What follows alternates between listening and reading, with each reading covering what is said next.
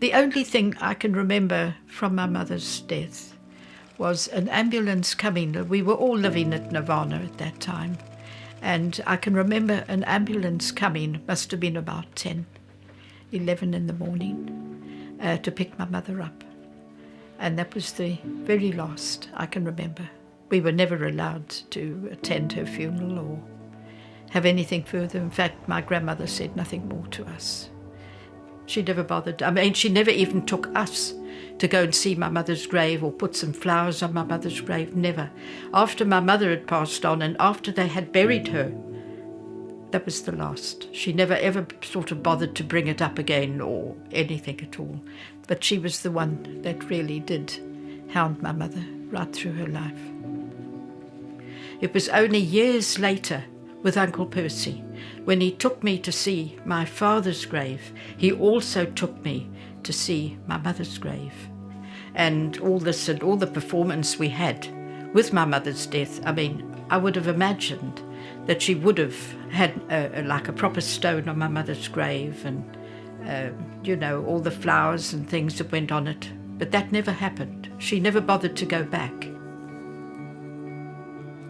Shortly after my mother passed on, we became wards of the High Court of Rhodesia. And for my grandmother to be able to keep us, she had to apply to the High Court for permission to keep us. And yes, she applied and was granted permission.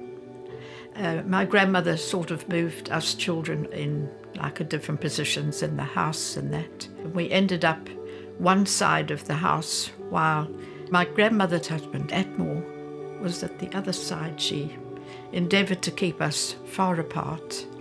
Now I can think of the difficulties we had at the time because we also had to keep very quiet and completely out of his way.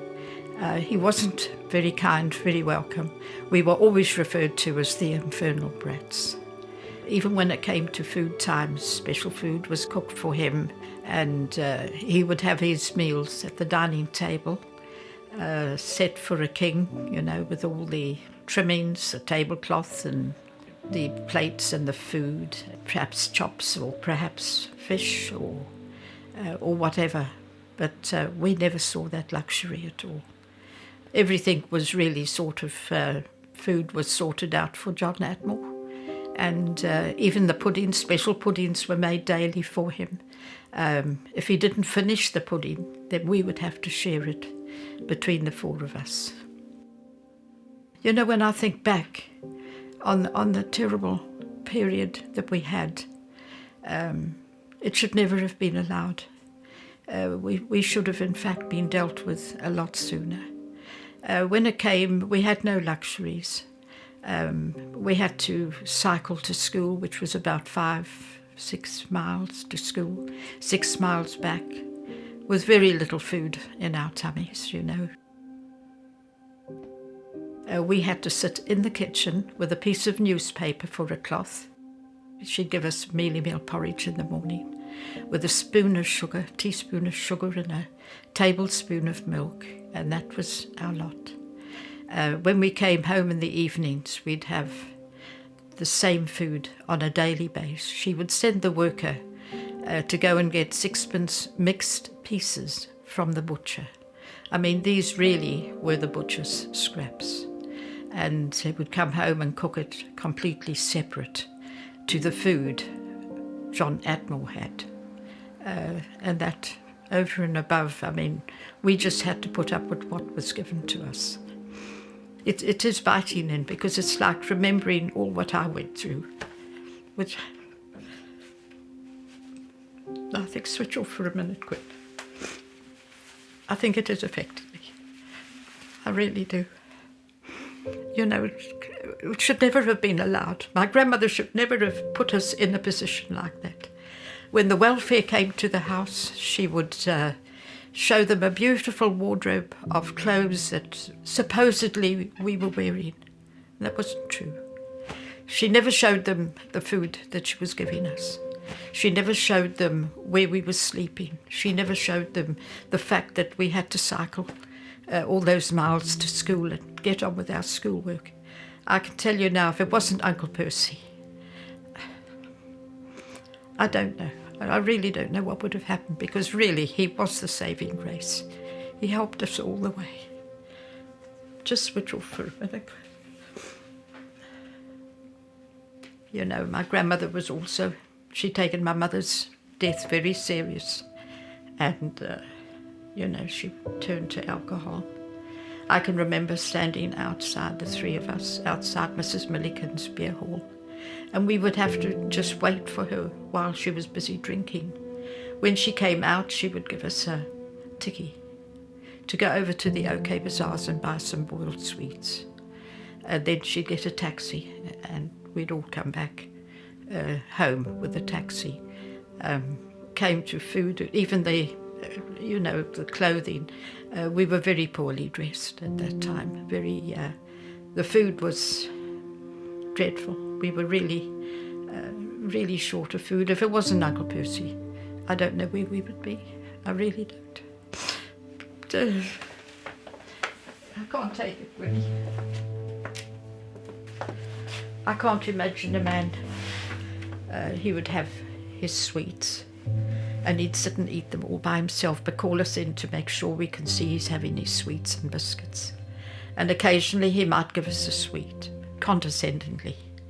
And we had to share that little sweet between four of us.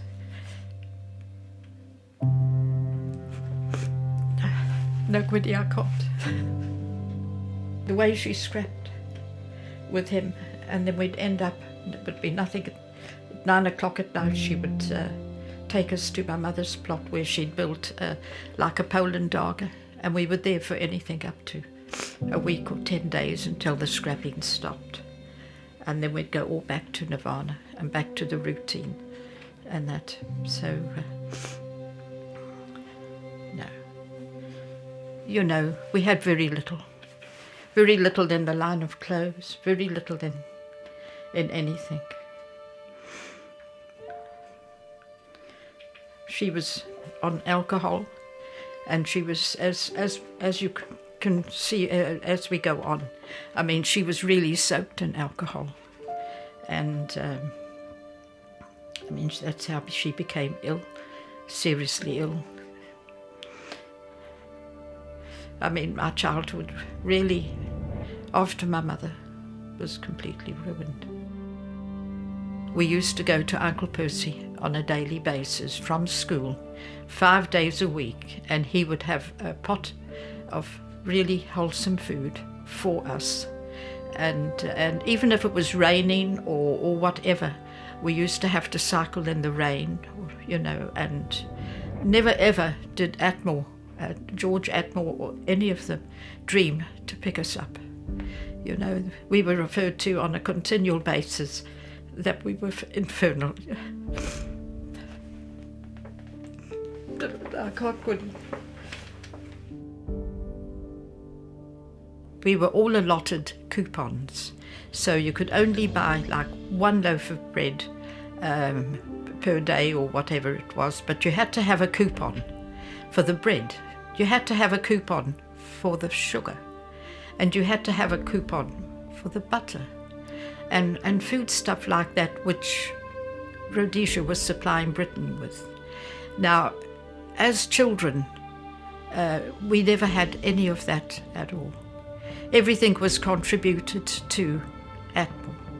He had lovely white bread and butter and sugar, what he wanted for his tea, or everything was dished up to him. Proper puddings were made and so on.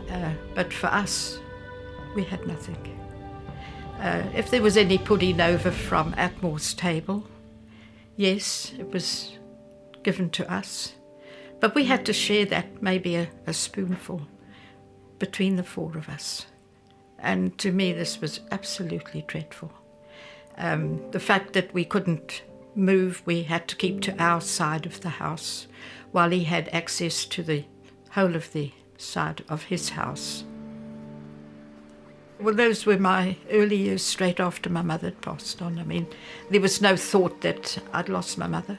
You know, very often I can remember sort of wishing she was back. I wish she was with me. But, of course, she'd passed on. So, and I think a lot of my mother's ill health was, in fact, the fact that due to her own childhood with Atmore, it weakened her and Uncle Leslie. I think they were both very seriously weakened, and again also had to dodge the column with him on a continual basis, and they too, I think, were referred to as the infernal brats. He didn't want them around. Well, he certainly didn't want us around either. Atmore, I can't even imagine a man, or even, I don't even think he is a man, who would, any man, treat a child and deprive him of his food, putting salt in the food, because he did exactly the same to us. It wasn't long after my mother died when we had to go to Cape Town for her to go into the Cruelty hospital, and we were left again with strangers. And again, they used us as servants. You know, we had to tidy up, we had to clean, we had to wash, we had to all that kind of stuff.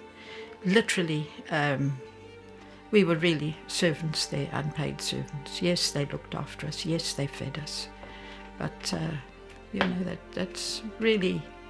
And then coming back from them, it was shortly after then that the High Court visited my grandmother, the magistrate, with an assistant, checked out what was going on. And that I think somebody could have reported, maybe Uncle Percy, because Uncle Percy was in fact... you know, sort of au fait with all what was going on, because when we would come back from school, we would tell him what was going on. My grandmother drafted a letter and insisted that I had to sign it so she could send it to the High Court. But I think the High Court saw through that, because it wouldn't have been written in my handwriting, or it wouldn't have been English from me, because, I mean, I was only about 11 or 12. How could I write a sophisticated letter to the High Court? So the answer to that, no. The magistrate from the High Court with an assistant came to the house with my grandmother, interviewed her, and after he had been, we were immediately removed to the Rhodesian Children's Home. After my grandmother had passed on, we were never invited to go to her funeral, remembering as well that we had no transport, no special clothes that we could go, or anything at all. We had nothing. So her passing, I don't even know where she was buried. I've got no idea at all, even right now. It was like just shutting a door. I've got no idea. We were never consulted. Whatever monies that should have been due to us from my grandmother's estate or whatever, we saw absolutely nothing at all. Nothing at all. Years later, I can remember feeling very lost as I grew up at the age of 14, 15. I was in the children's home. I think I would have dearly loved my mother around to be able to talk to. But that just didn't happen.